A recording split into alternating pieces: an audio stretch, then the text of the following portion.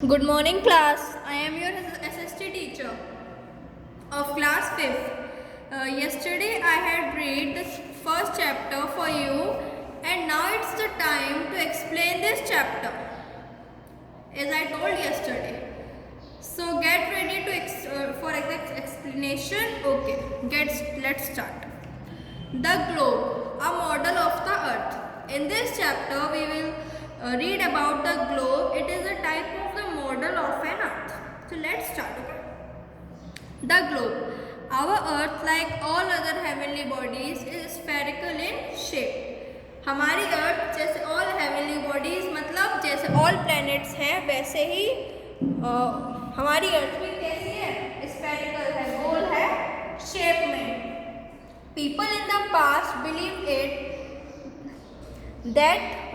it to be flat. As you can read in earlier classes also कि जो पुराने people थे वो क्या मानते थे कि जो अर्थ है कैसी है, it is flat. But what is the actual thing? But the photographs taken from the space proved that the earth is spherical in shape. लेकिन जो फोटोग्राफ्स थी, फोटोग्राफ्स किसने खींची थी? Neil Armstrong and Edwin, right? That you have read in 4th class. Okay, जो उन्होंने photos खींची थी उससे लोगों को पता चला और उन्हें भी पता चला कि जो अर्थ है it is not flat, it is spherical in shape. It looks like an orange slightly flattened at the poles and bulging at the equator. Earth कैसा है? ऑरेंज की तरह. ऑरेंज तो पूरा गोल होता है, बट जो अर्थ है वो पोल्स की तरफ से ऊपर और साउथ और नॉर्थ में थोड़ा फ्लैट है, सीधा है, otherwise it is spherical. This particular shape of the earth is called geoid. इस शेप को हम क्या कहेंगे? Geoid. Okay, underline this word geoid. The shape of the earth can best be represented by a model so that we can study it properly. This model is called globe. जो अर्थ की shape है वो हम एक और चीज़ से अच्छे से पढ़ सकते हैं, जो है एक अर्थ का मॉडल. उस मॉडल को क्या कहते हैं? Globe. That you can see in picture. ये पूरा ग्लोब है. ये ऐसे हम इसको स्प्लिट कर सकते हैं.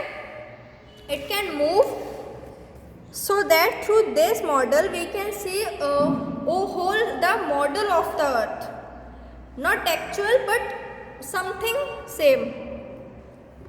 Now the next topic is continents and oceans. If you look at the globe you will find that the most parts of the painted blue which represent oceans. Okay, there are 4 main oceans. अब पहले हम oceans के बारे में पढ़ते हैं. ये जो आपको इन दोनों पिक्चर्स में ब्लू पार्ट दिख रहा है, दिस इज द ओशियन. अब ओशियंस कितने होते हैं? 4 होते हैं. Pacific Ocean, Atlantic Ocean, Indian Ocean and Arctic Ocean. Some geographers identify another ocean named as the southern ocean or the antarctic ocean. वैसे तो 4 ही होते हैं, लेकिन कुछ जोग्राफर्स ने ऐसा कहा, जो ज्योग्राफी पढ़ते हैं, जो ज्योग्राफी को सर्च करते हैं, उसे क्या कहते हैं? ज्योग्राफर्स. ओके, जो फिलॉसफी पढ़ते हैं, फिलॉसफी समझते हैं, उन्हें फिलॉसफर कहते हैं. ऐसे ही जो ज्योग्राफी पढ़ते हैं, ज्योग्राफी समझते हैं, ज्योग्राफी पर रिसर्च करते हैं, उन्हें ज्योग्राफर्स कहते हैं. तो कुछ ज्योग्राफर्स ने आइडेंटिफाई खोजा, पता चला उन्हें कि उन्होंने एक और ओशियन को नेम दे दिया जिसका नाम था सदर्न ओशियन, और उसे हम एंटार्क्टिक ओशियन भी कह सकते हैं. वाइल अदर्स, और कुछ अदर्स ने कहा believe in the extension of 3 oceans. कुछ जोग्राफर्स, इन्होंने तो कुछ ने एक और नाम दे दिया, मतलब 5 कर दिए. कुछ कहते थे कि सिर्फ 3 ही ओशियंस है, which are Pacific, Atlantic and Indian. ठीक है. So the Pacific Ocean is the biggest and the deepest ocean.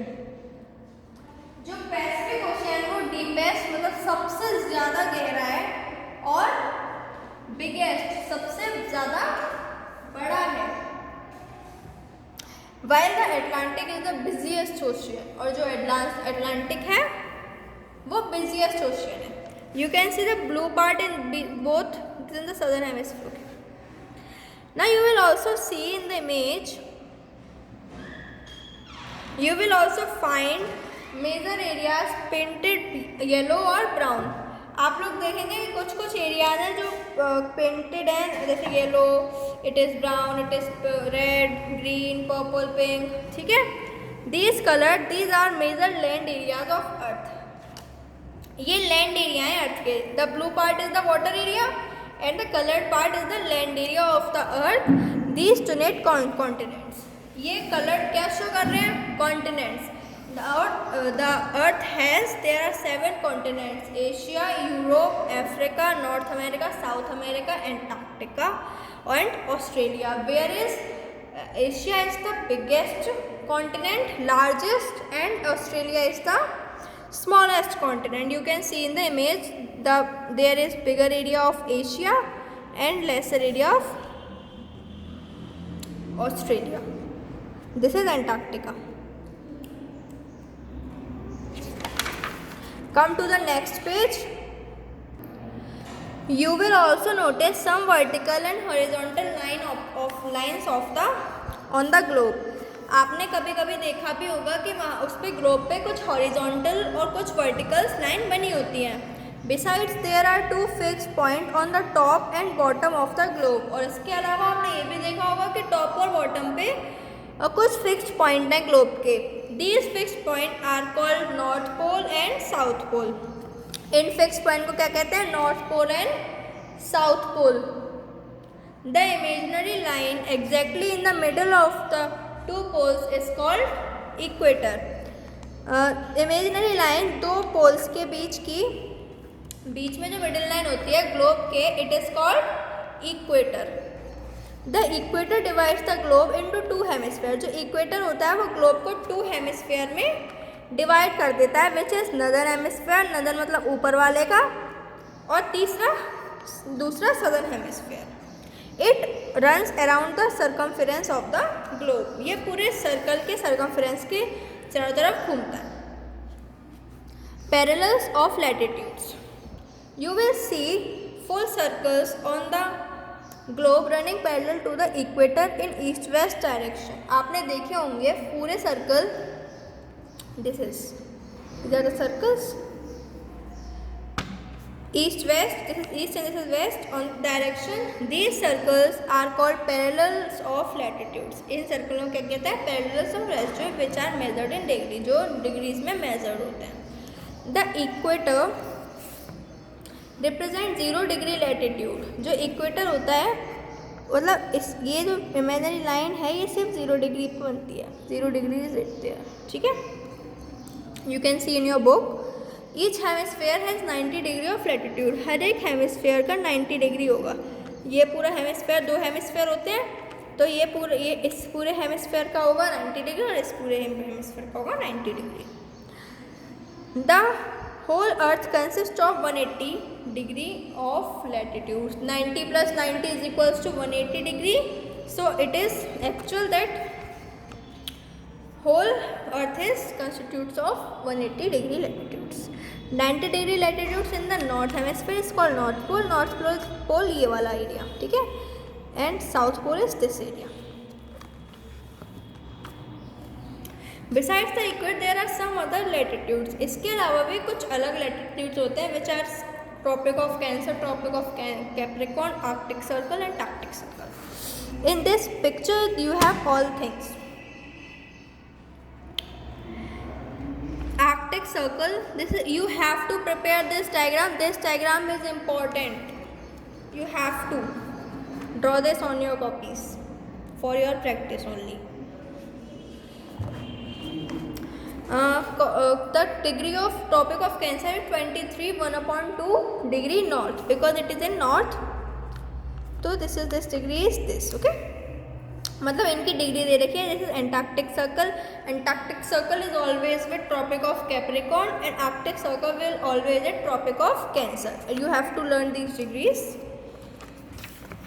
The above latitudes help in dividing the earth into various climatic zones. अब इन लैटिट्यूड्स के थ्रू हम क्लाइमेटिक जोन्स भी करते हैं, that is torrid zone, temperate zone and frigid zone. For the sake of convenience, a parallel of latitudes are drawn at an interval of 10 degree. अपनी कन्वीनियंस के अनुसार ये जो लैटिट्यूड्स की डिग्री होती है इसमें 10 का डिफरेंस होता है, that you can see on book. This is 0 degree which is equator, after it 10 degree, then 20, then 30, then 40. There is the difference of 10 degree. ऐसे यहाँ पे ऊपर at the north 10 degree, 20, 30, 40, 50, 60, 70 and 80. This is north. मतलब जो latitude के जो parallel latitudes होते हैं उनके बीच का डिफरेंस कितना होता है, टाइम इंटरवल 10 डिग्री का. ठीक है.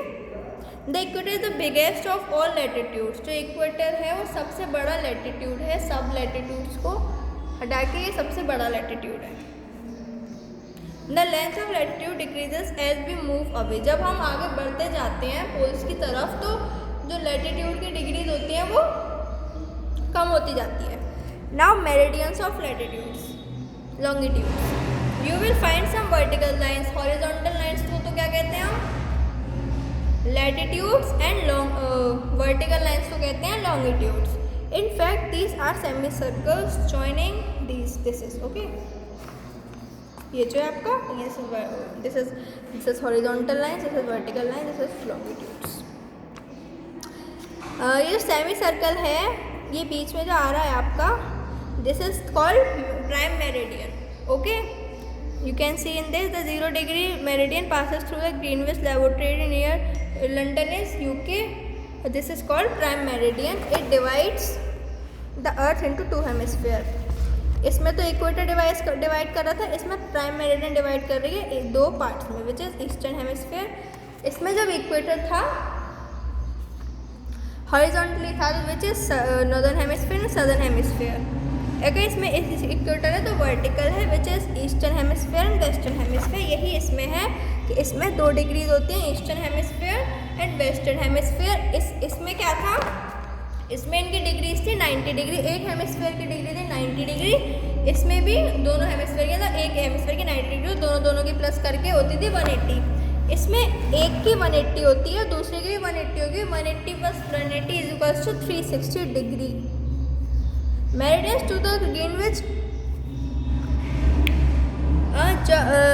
ये इसमें हम एन और एस ई से करते थे, इसमें हम किससे करते हैं, ईस्ट को हम ई से करेंगे और west are marked as W. ठीक है. यही है आपका. And now grid. What is grid? Network of latitudes and longitudes. जब लॉन्गिट्यूड प्लस लैटिट्यूड एक पॉइंट पे जब बनते हैं, this is called grid. Cut each other. जो लैटिट्यूड्स और लॉन्गिट्यूड्स होते हैं वो राइट एंगल मैंने कल भी बताया था, at yesterday I had said you that right angles are of 90 degree. The grid helps us in locating places. जो ग्रिड होती है वो हमें प्लेसेस को लोकेट करने में हेल्प करती है. For example Puducherry lies on 12 degree north here and north east में it lies. We can find that what is Puducherry. I had read earlier yesterday. Puducherry is the name of union territory. Okay. So this is the degrees of Puducherry. We can find the exact location of Puducherry with the help of latitude. This is not exact. With the help of latitudes and longitudes, we can find its location. Please read this recap points. Now read this chapter at home thoroughly. I hope that you all understand this chapter. After reading, you will get perfectly. Okay class, thank you and have a nice day. Goodbye.